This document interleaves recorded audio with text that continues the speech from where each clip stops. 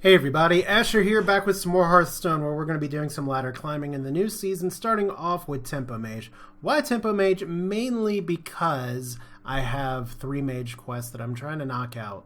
So you know what, sometimes when you're at low ranks, you just want to do those quests while climbing, or hopefully climbing. Now this is a fairly standard, straightforward Tempo Mage list, with maybe one exception. I do not run Kabbalist's Tome. There's 2 reasons for that. One is that I'm not a huge fan of Kabbalist's Tome in a tempo deck. Yes, refilling your hand with spells is good, but it's not necessarily reliable, and I'd rather have the body of Ethereal Conjure. Even if at 3 health it isn't always relevant, if it does stick, it's good, and it still discovers a spell, which discovering one spell can sometimes be better than getting 3 random spells. Not saying Kabbalist's Tome isn't good. Also, you'll notice the fact that I don't have the dust to craft it. So this is a point of the expansion where I'm not really inclined to craft necessarily. My advice to pretty much anyone at this point is to just let it ride. We'll know all the cards in One Night in Karazhan soon, and that can make some informed crafting decisions as well. So while I could gather some things together, I'm sure to get enough dust to get 1 Kabbalist's Tome, I'm going to go without for now. So let's go ahead and dive into the games. You asked for it. Oh, it is on. Alright, what do they always say? Anytime you switch up the deck or want to try a different deck, then you got to face the mirror match. So we'll see if we can get through this first. Granted, I will say that I have not actually played Tempo Mage in a very long time. The last time I played it specifically was around the era of, what do you call it? I almost want to call it the Burning Crusade, but that's not it at all. Goblins versus Gnomes. So it did have things like Flame Cannon, which were amazing tempo cards.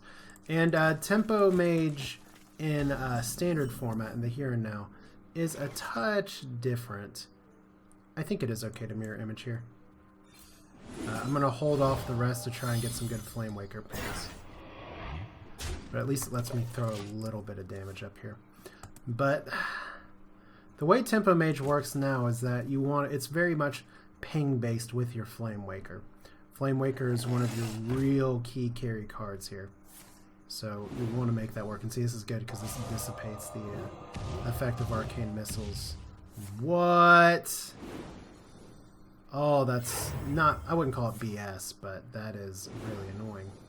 I guess if he is holding on to the coin Arcane Blast anyway, all he was just looking for is 1. So now that I don't have to worry about this, I can try and save it for spell power. So I guess I got some stuff running in the background off to switch between games, because local recording like this typically does not, falter here. Someday I'll be just like you. So let's see how this goes. Cold Sorcerer. I guess we could develop Cold Sorcerer here, because I'll still be Arcane Blasting anyway. This is better for tempo to try and use as much mana as we can. Although technically you want your pings to try and hit more stuff. And right now my hand has no spells, which is one of the reasons that people do run Kabbalist's Tome. The thing that always drove me nuts was that people would run 2 Kabbalist's Tomes. So that's just way, way, way too slow. It was way too slow then, it's way too slow now. So let's see, Forgotten Torch, good to hold on to. We're just, the big thing with this kind of deck is that you just want to keep dropping minions and everything. You want to keep dropping on curve, and I'm gotten a little unlucky that he's had all the removals. We're literally playing a mirror match here. So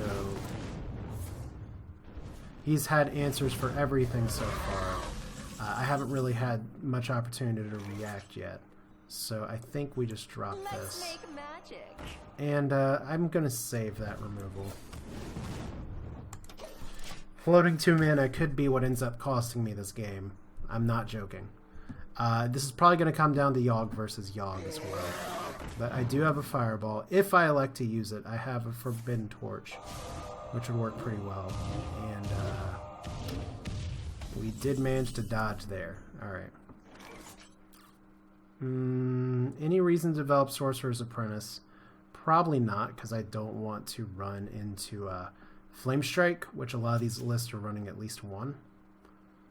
The other side of it is that he can ping this down. But I'm not really going to get anything of terms of a power play.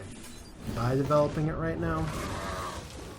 So we'll just stick with this. Like I said, the only reason I'm not dropping is I'm trying to play around Flame Strike, which still, it's not the best Flame Strike in the world, even if he has it, but that may have been a misplay right there. At least right now we have Apprentice that is getting Fireball. And he's, see, that's good. He's using a Frostbolt on this, so he's trying to clear out my tokens. So I saved myself some serious hassle there. Alright, 7. Can't play that this turn, but I can do this. Someday I'll be just like you. And no need to worry about discounting spells just yet. We have gotten our Azure Drake card draws. But one of the things that I found playing Tempo Mage once upon a time that I still find true today is that you get into a lot of top deck wars. A lot of who just happens to get what now. So he had Second Forgotten Torch. Is that a Flame Strike then? Card 2. Alright, second Fireball. Definitely want to hold on to that. Conjure is going to be good next turn. Let's go ahead and see if we can get the pings. Need 2 to hit this. There we go. Optimal there because that lets me use my mana. So let's see if that's a board clear. This is a perfectly valid Flame Strike right here, by the way.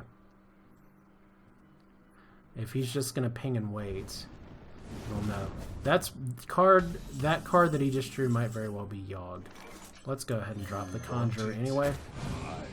This goes down to the choice of, are we playing to win or are we playing to not lose? Spellbender could be cute, but I think Arcane Intellect helps us out a lot more. AI is alright. Arcane Missiles is good. I'm going to save some of this a little bit. Because the thing is that if we just sit here and hope that, like, we don't want to play into Flame Strike, we don't play into Yogg, that's good to a point. But eventually we have to do enough damage to take him out, and at least so far we're kind of dead. So let's see, is that Flame Strike?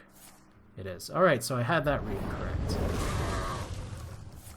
And that was a better Flame Strike than he had before, so I presented that opportunity. That last card might be Yogg, but it doesn't really matter because we have lethal. So that's just minions.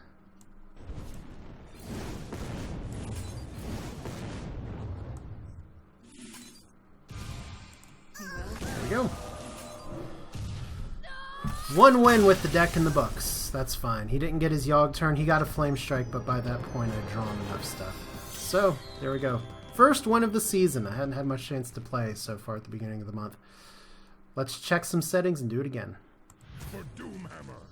You asked for it. Alright, Shaman time.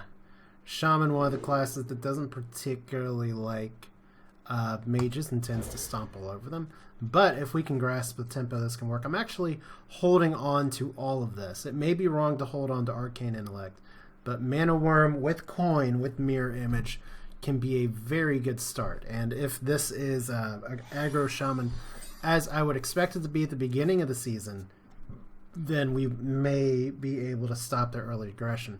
If this is Meme Shaman or Taunt Shaman or whatever they're calling it now, Control Shaman with Elemental Destruction, could be a little bit different. And right now, that first play tells me we could be in for a world of Taunt Walls. So let's see.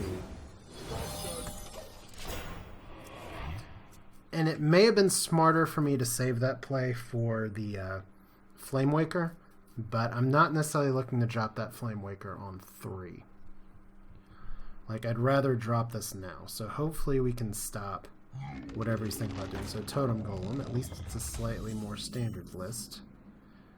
Double AI is good. Gives us some options for how to deal with that.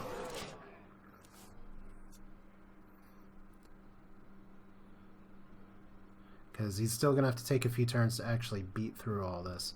Remember, this is just a 1-mana creature, so far we are ahead. And we do have our card draw this time, so that's good. We already have 3 spells towards Yogg, which is very exciting too.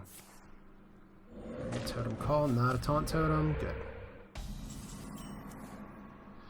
Ooh, Missiles. Ooh, that's a tough choice.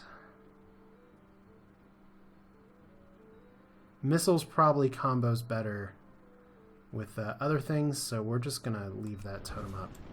Take this guy down.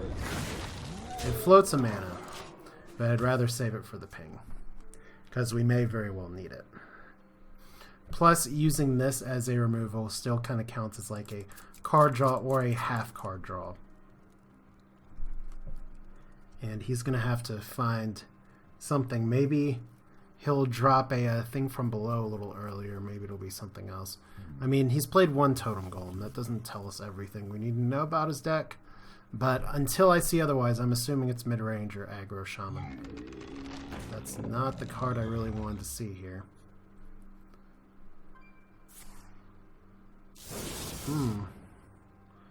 Well, I think our next line of play just got decided for us a little bit.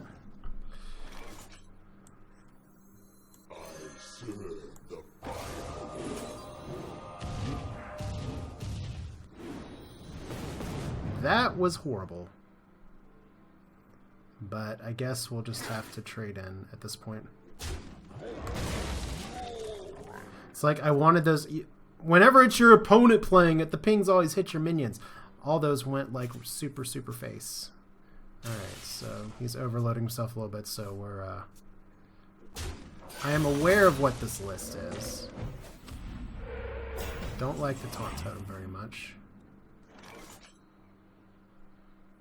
Let's go ahead and tap this. See if we can draw into some BS solutions here. And this is where sometimes you have to ping and pray. Ooh, missed it.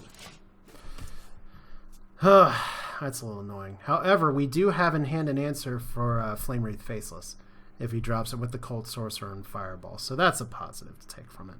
And this has got multiple turn pings off, and we forced him to throw a Primal Fusion out early. So he's overloaded. He could play it. No, he's not playing it. Okay. Ooh. 5 effective mana to take that out. Alright.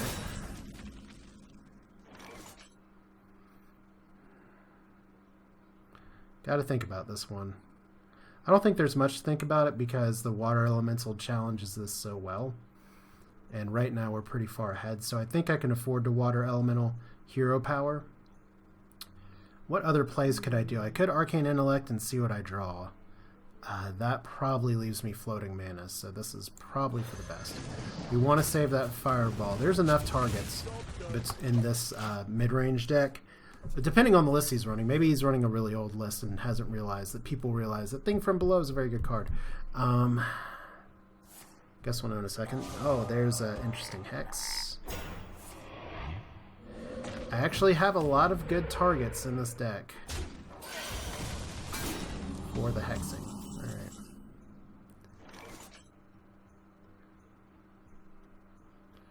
Ooh. Do we play Sorcerer's Apprentice yet? Because I really don't want to Fireball this. We have some card draw. I mean, developing my board's pretty good. Let's do this. And I guess we can drop this too just to challenge it. It's not as important of a card. And we can always discover some other spells or everything else with the Conjurer. We have the Cult Sorcerer for the increased spell damage if it boils down to it. It's very unlikely that he's running Lightning Storm, although some of these lists, depending on if they're mid-range or what, which Ancestral Knowledge, people don't really run anymore, which tells me it's maybe an old list. See, there's a Fireball target. And he's not going to be able to clear everything, so I wonder what he is going to clear. Okay. I will wholeheartedly agree that was a mistake. Alright, so that's 7, 5, 2 there, 2, 4. We don't really need the added spell power for anything.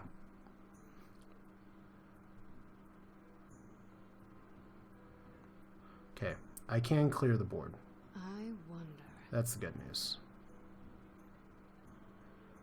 So that's 5, 6, 7. Unfortunately, I can't clear the board and draw the same turn. So there's 6, 8. Let's go ahead and play this first then. What to do? What to do? Let's make magic. The more we clear his board, the happier we'll be. Granted, like I said, if this is an older list, it probably does run one Lightning Storm. And he may just have it. So the big thing is that we're in charge right now. We have Tempo. The nice thing about Tempo Mage is that it's fairly straightforward. You do actually want to play for Tempo. And you don't always have to flip that switch to say, okay, let's go super aggressive, because we have those in-game bombs. Oh good, so does this deck. And Polymorph is not something that this list runs. So that's a little exciting. Alright. The good news is that we might be able to discover Polymorph. Let's give it a try. Want it? I got it. We did not. Okay.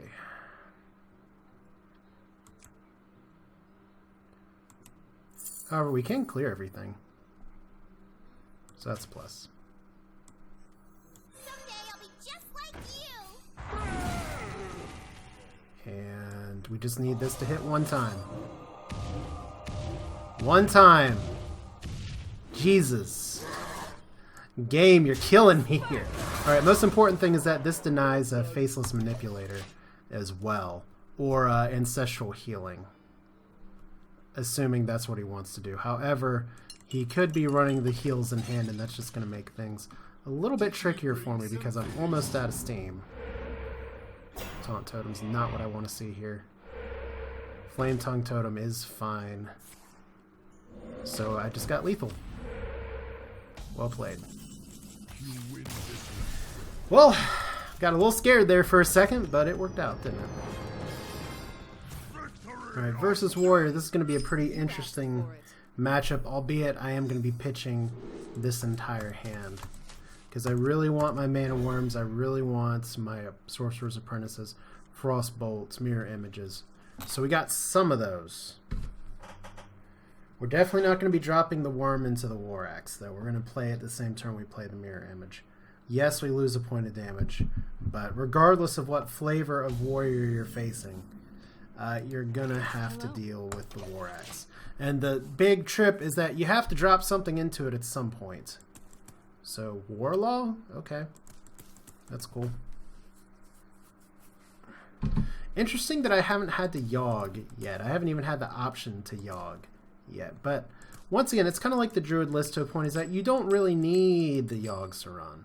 It's just there in your back pocket in case you're super far behind. So hopefully this person hasn't just disappeared. I'll just play with the board for a minute. So Laser Zap, there we go. So he did hit end turn, he didn't rope. So maybe this is someone who's super serious and takes all the time in the world to think about their turns, but the fun part about that is that oftentimes it gives your opponent the same leverage to think about turns as well.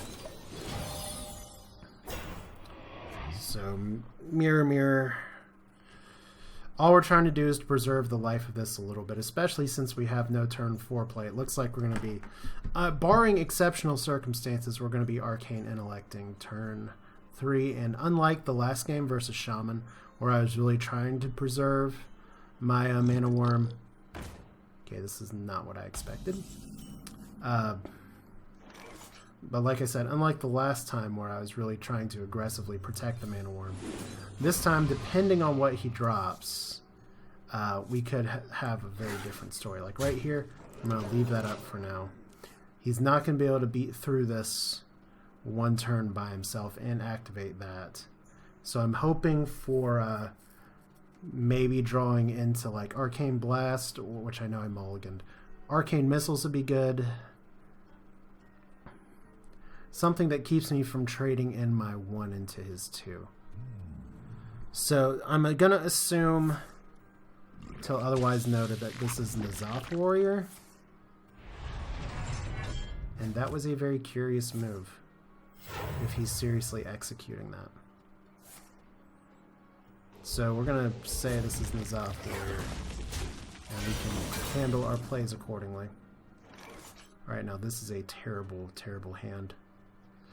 But we gotta play something on the board, so let's do it. Magic. Alright. It's like our hands actually... We run so many low-cost cards. And versus a Control Warrior like this, which I'm pretty comfortable with Control Warrior in this matchup. Like I said, I'm assuming it's in the Zoth Warrior or something super crazy. Because he's actually putting stuff on the board and it's getting a little annoying to me. Tempo Dragon. Frostbolt would have been nice last turn. Just saying. So maybe we can get some good pings here. It's the huge toads that are throwing me right now, but this is the rank 17 metagame, so we don't always know what this is all about. This could be a pretty good game for Yogg-Saron though, but it looks like my life total is probably not going to be particularly in danger. So we just got to hope for the 50-50 here. There we go. And hit my face. Alright, well, if he wants to use an execute on that, that's fine. Worst part is that that is within axe range. He's used one shield slam, so that could be a problem. He's just trying to cycle right now.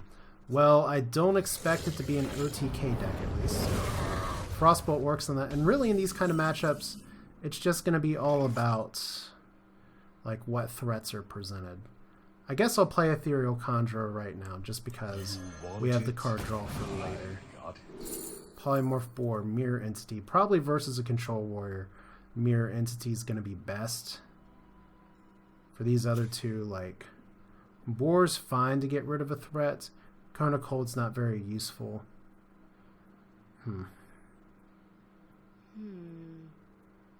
What it boils down to is that I can control what I hit with Boar, but I'll take Mirror Entity. If for no other reason, it's rank 17, and if I lose because I'm whiff on Mirror Entity, I'm not going to be that sad. Whereas if I were like rank 5, we could think a lot harder about it, and I may still come to the same conclusion. Like, Mirror Entity or Ragnaros doesn't always work.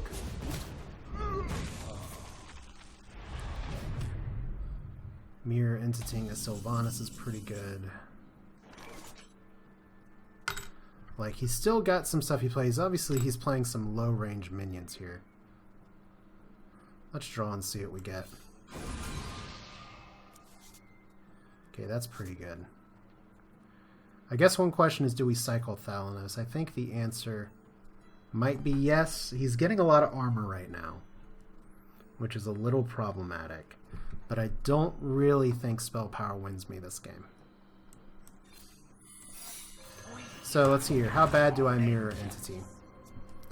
The answer might be pretty bad, but turn 8 is a place where he might want to play a big minion here. Welcome to the grand Okay, Justicar. That's decent.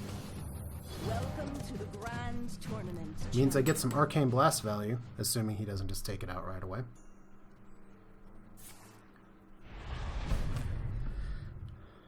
Alright. Flamewaker's also pretty good here. We do not want to play into a brawl, though, so we can afford to take this fairly slow. So that only hits minions. Let's upgrade this.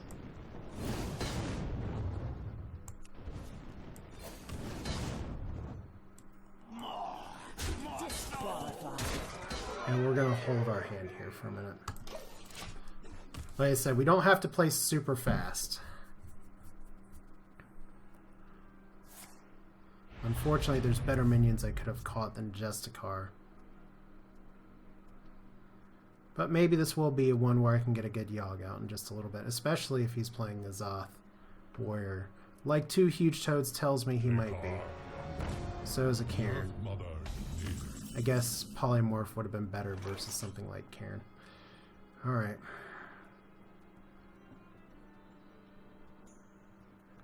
Let's start some ping magic here.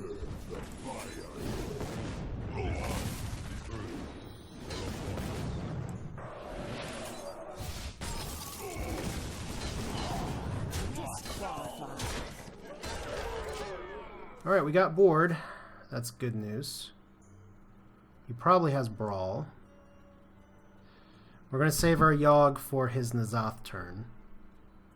Obviously. What I find most interesting about this Tempo Mage is that a lot of Tempo Mages kind of got away from playing Archmage Antonidas. And it seems like he's coming back a little bit here. But we can't, in this matchup, we can't really just sit and wait for the Control Warrior to control out, you know. Gore Hell. Okay. That's not awful for me. I'm fine with that cycle. Ooh, pretty.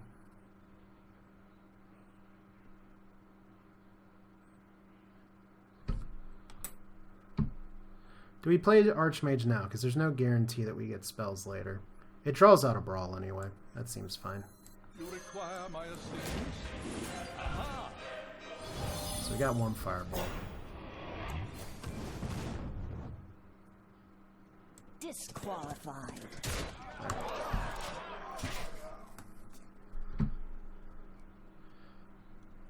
Better part is that if he can't deal with Antonidas, then I can Fireball face twice next turn and potentially do very well. Where once again, this comes down to I gotta play to. I can't just play to not win by some point. Like he's gonna have a Brawl, at least one.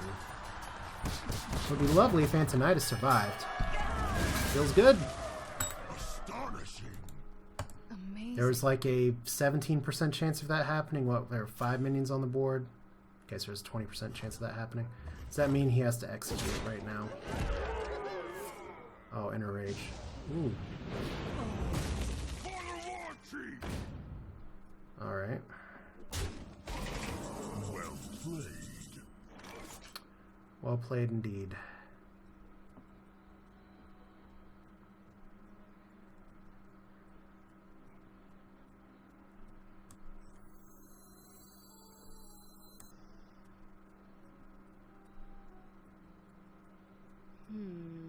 Okay, so that's 5, 8. Possible ping there. Someday I'll be just like you. The fire lord. Oh well.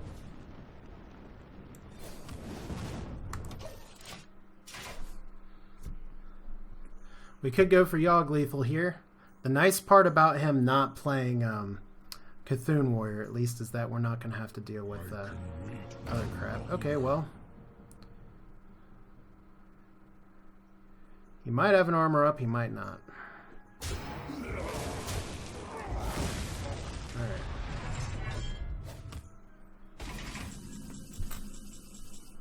I think it's Yogg time. Let's see if Yogg can get us the win here. So I think we got some more cards. Noble Sacrifice, Sinister Strike. That's good. We can't play Fireball. We can play Mana Worm. Oh, wow. Rafam. No undamaged character. Counterspell's good. Shiv. That's fine. Oh boy. Alright, Roaring Torch is very good. Lava Shock is not great. Alright. Let's see here. So when that dies, that comes back. What's that? Probably this. Alright. So Cursed. Down to 3. So we have a counterspell, which is good. We have a Noble Sacrifice, which is good, assuming he attacks with Garrosh first. Alright.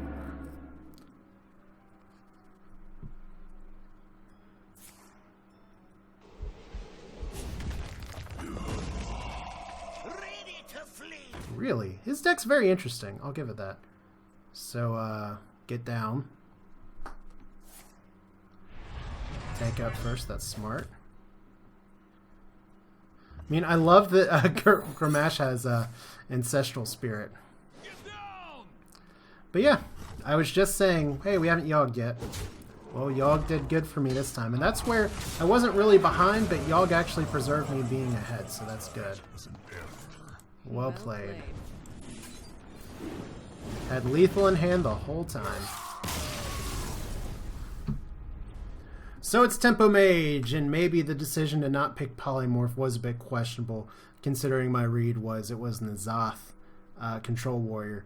Fact remains is that the game plan hasn't changed very much from Goblins vs. Gnomes when this deck first came into prominence, is that you want to use your spells to get a very good advantage early, because your spells will let you very efficiently spend your mana to develop your board, create your board. But the new twist, I guess you could say new, for Whispers of the Old Gods is that this deck is centered a lot more around Flamewaker. This is your big mover. You have a lot of things that can get your pings going.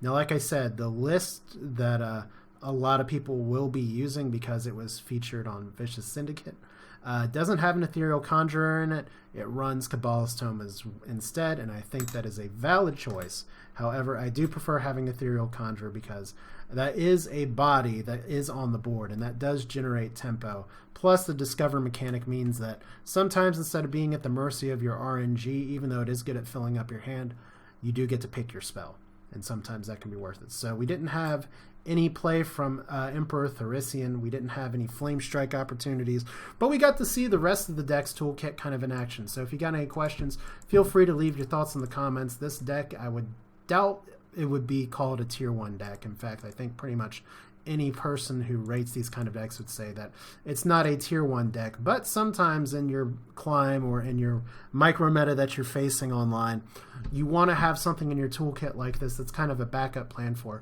hey, I'm facing this matchup today, and maybe the deck I'm playing with right now isn't very good, but Tempo Mage might be able to get some movement. It's all about those stars per hour. Thanks for watching. We'll do this again soon. We'll talk about the new Karazhan expansion once we know more about the cards, but that's it. This is Asher. Take care.